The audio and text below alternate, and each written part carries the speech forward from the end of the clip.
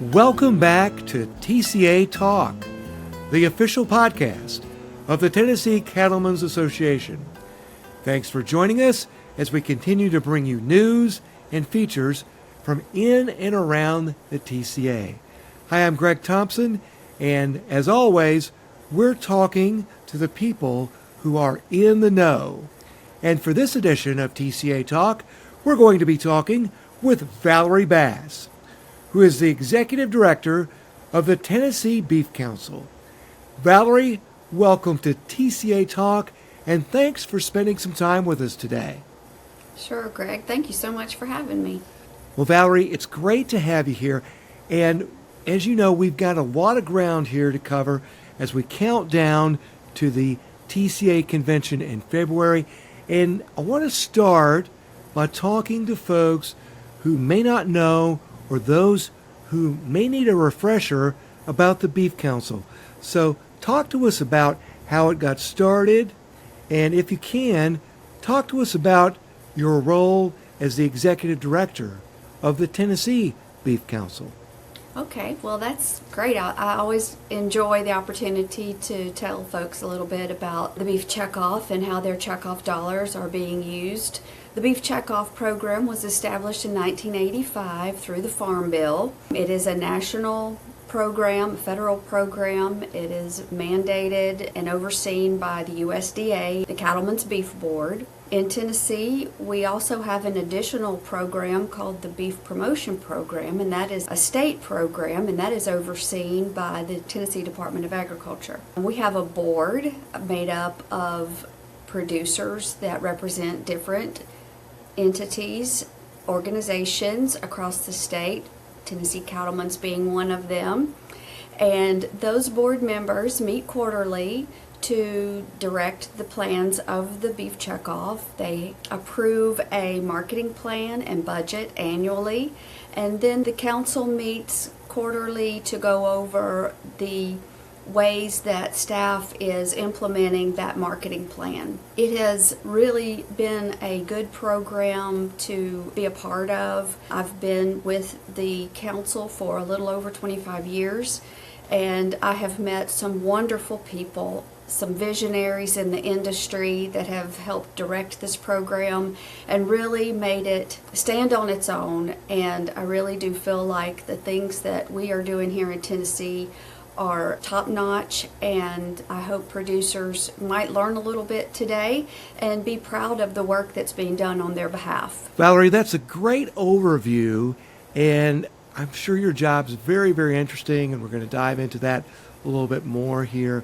And now if we could, I want to talk a little bit more about the Beef Checkoff, and can you give us some examples of how those Beef Checkoff dollars are used in Tennessee? Sure. I probably should have mentioned earlier that every time an animal is sold, every time a beef animal is sold or a dairy animal is sold, through the livestock markets, through farmer to farmer, anytime an animal is sold, the producer is to pay $1 into the Beef Checkoff Program, and then an additional 50 cents in Tennessee for the state program. Part of the federal program, we take half of those dollars and send that on to the Cattlemen's Beef Board, and they manage those dollars nationally through different national contractors. And then half of the dollar that remains in Tennessee, we use those funds along with the state program funds to educate consumers across the state about beef. And we do that in a lot of different ways. We work with educators across the state. We work with retailers and food service operators. We also work with doctors and dietitians in sharing the nutritional benefits about beef. And we also place advertising and do a lot of consumer outreach and try to remove the barriers to beef purchase and also educate consumers on how to prepare and store and choose beef. So Valerie, you're working in a lot of different areas, and you kind of gave us an overview of how the money is used. Give us, say, a practical example, a case study, if you would, of, hey, we did this, and this was the impact, if you can. Sure, I'd be happy to. One of the things that we've done this year is to initiate a burger contest that is going to parlay into a burger trail for Tennessee. Emily Davis, she came up with a wonderful idea to have consumers submit restaurants who had the best burger in their area. And she had over 300 entries when we did this contest. And then we pared that down to a manageable number, and we had taste tested the top Elite 8 burgers across the state.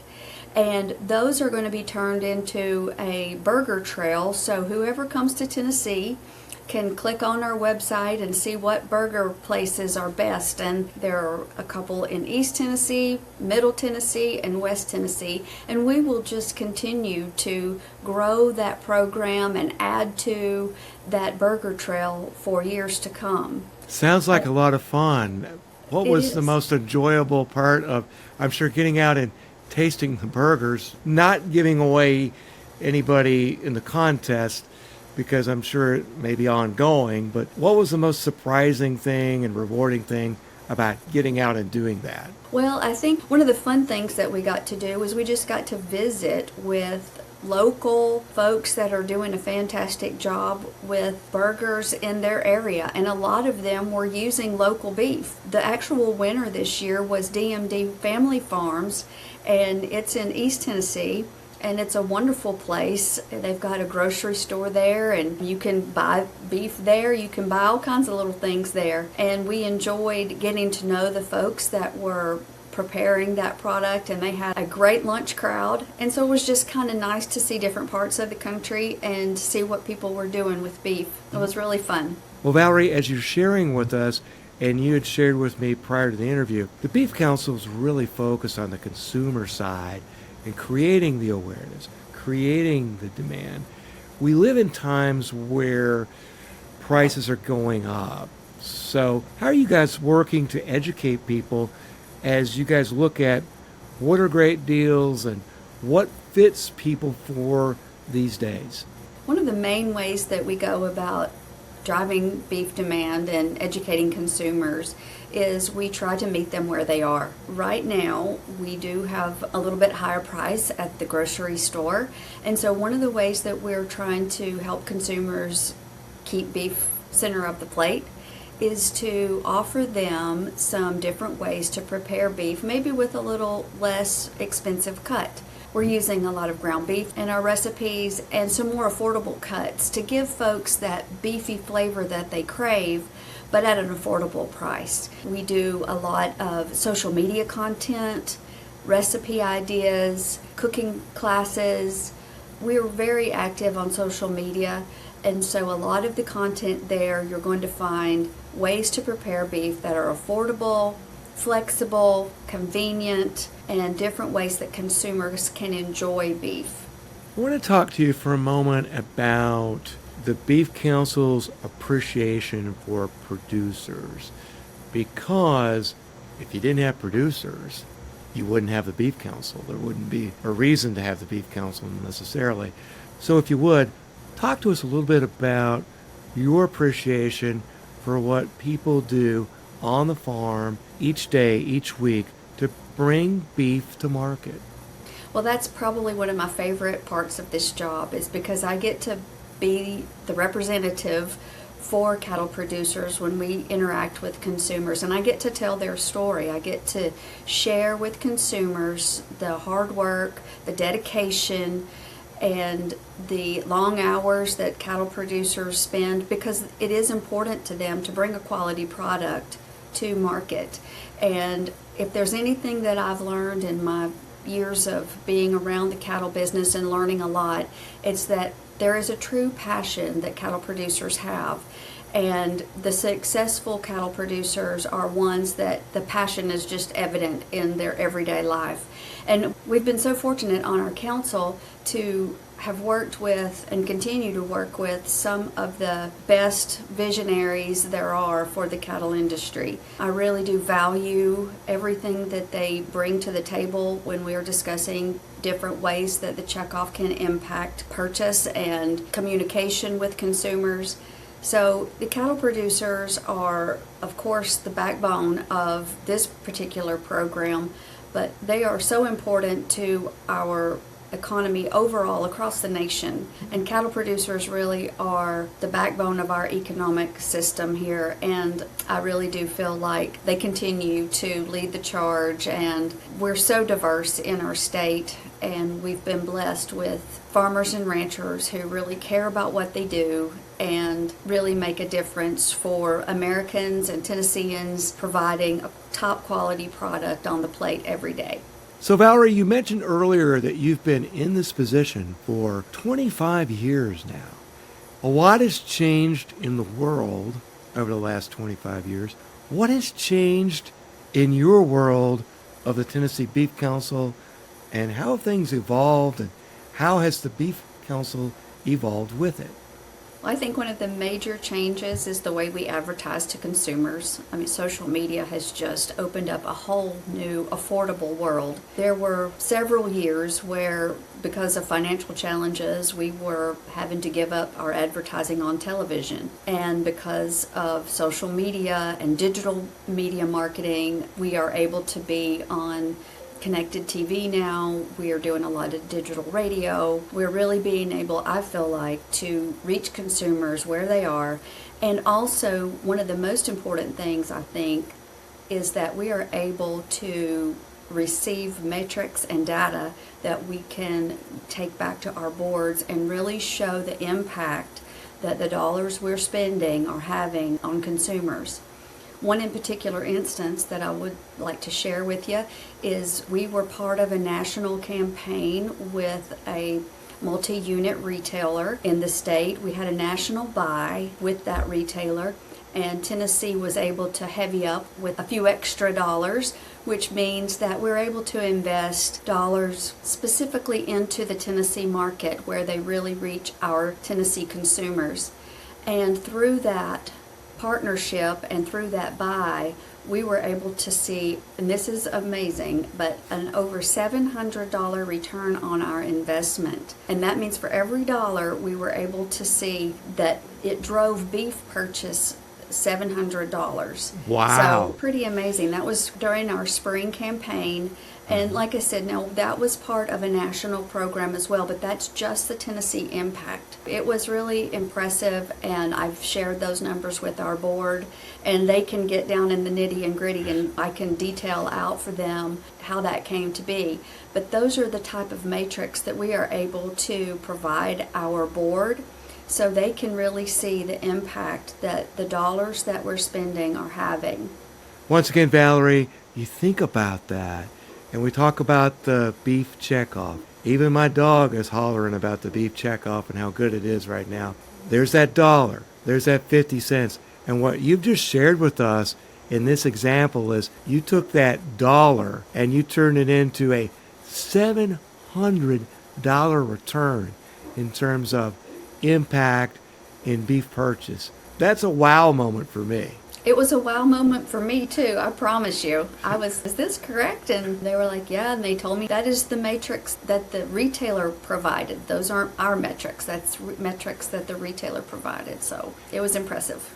And going back to what you said about the changes and the opening up of digital marketing, I'm somebody who remembers rotary dials on phones and things like that. When I was a kid and a teenager, we think about farming a certain way, but to think about the impact that the digital age has had on this, and that I won't even say leveled the playing field, but created entire new playing fields.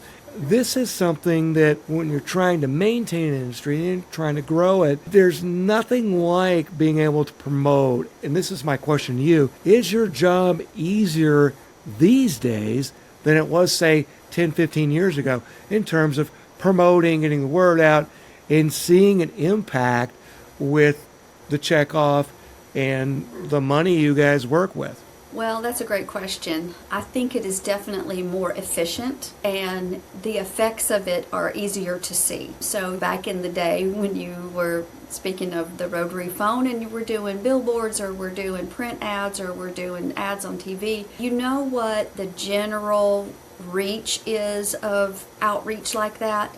But when you can quantify a purchase, when someone saw an ad and they purchased beef within 14 days of that ad.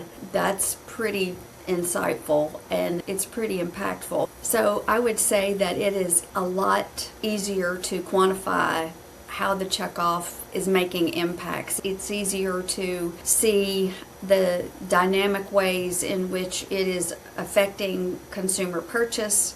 It's easier to measure. It's easier to show producers how their dollars are working. We work with doctors and dietitians. We share educational information, nutritional information with doctors. We're able to do surveys where they're giving us feedback and we can relay that information to our boards. So just the way that we gather data is a lot better now, I think, and I think that's really been helpful for this particular program. Valerie, at the top of the podcast, we talked about that we are in a countdown to February 6th and 7th, and that's the TCA Convention and Trade Show in Franklin.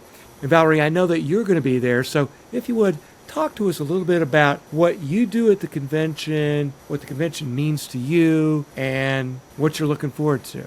Well, I always look forward to the Tennessee Cattlemen's Convention because it's a real opportunity to speak with producers across the state, to share additional information about the Beef Checkoff, and to also hear feedback. What are some ideas they have?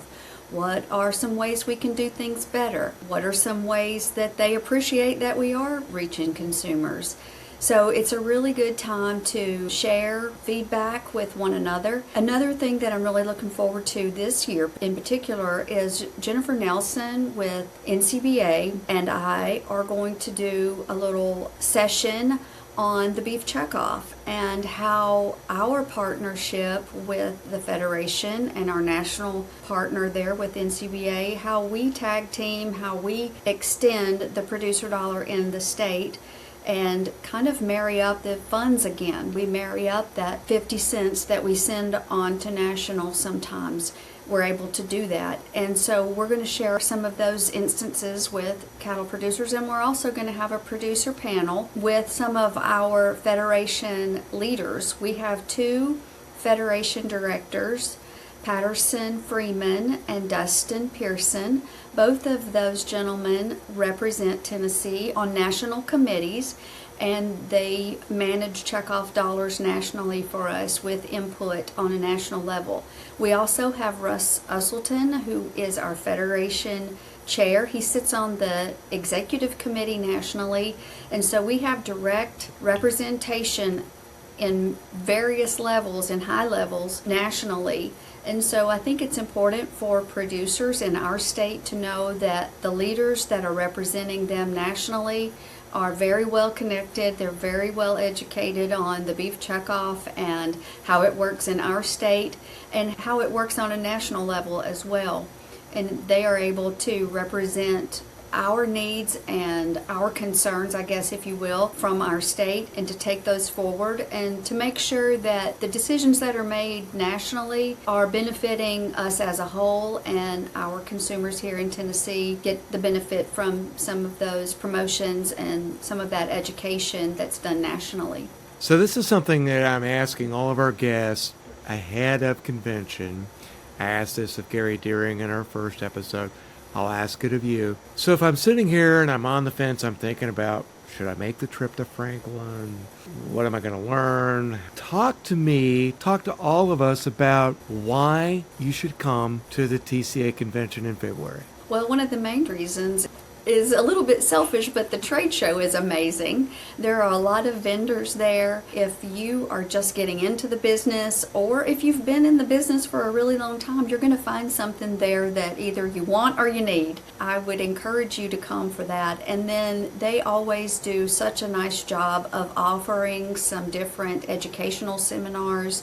And really, it's just a great way to connect with your peers, people that do exactly what you do. Let's learn from each other. Let's connect with one another. We are, I think, 2% of the population cattle producers across the nation.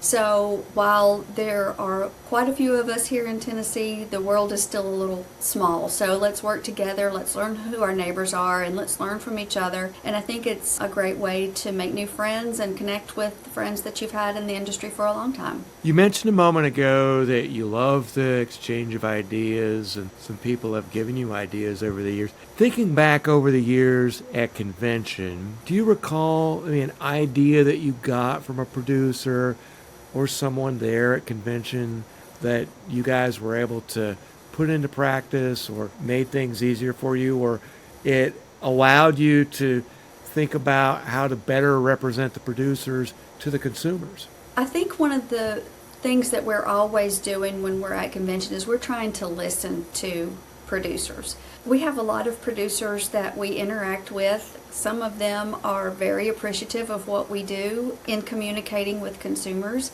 And then some of them may not understand or know or want to know more about what the checkoff actually does. And we invite those producers to come and to share with us any concerns they might have.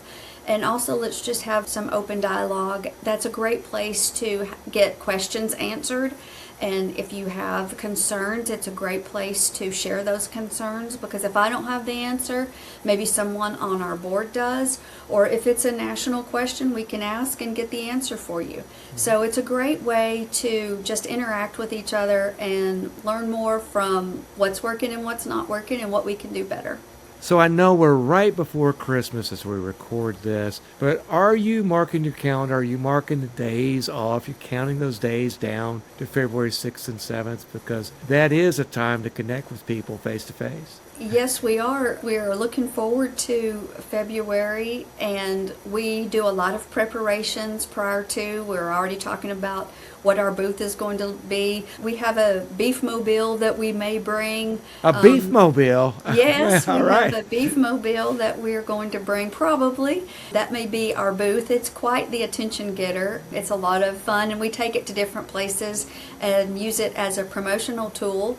And we love when producers come by and get their picture made with it, and consumers love it. We take it to the state fair every year, and people post about it and take pictures with it. And Oh, now you have to bring it. We'll be bringing the beef mobile down. But yes, we are looking very forward to the TCA convention and meeting some of our new friends and seeing some of our old friends. So as we close out this conversation, and I've really, really enjoyed it, I want to ask you two questions. One, what's the best part of your job? The best part of my job, I think that would have to be the people that I work with. Our staff gets along so well. We do a lot of creative things together. It's a wonderful outlet for trying to meet consumer needs, and we have a very creative team here. And all of that is made possible by the folks that are on our board, the cattle producers themselves, who are visionaries and leaders in the industry that have committed their time and their ability, their thoughts to our board. I really do feel like we've got one of the best boards in the state, and I just really appreciate every person that's on our board who's ever served on our board, and I really do feel like some of those folks have really been impactful, and I've really made some lifelong friends. Here's the last question, and maybe it's the easiest one you're going to get today. We are going to be releasing this before Christmas. Is there anything else that you'd like to share with us before we close out this edition of the podcast? I guess I'd like to wish everyone a very Merry Christmas and Happy New Year. I'm looking forward to seeing you in February, and come by our booth and say hello. And if you have questions about how your checkoff dollars are being used, please ask us. We'd love to tell you.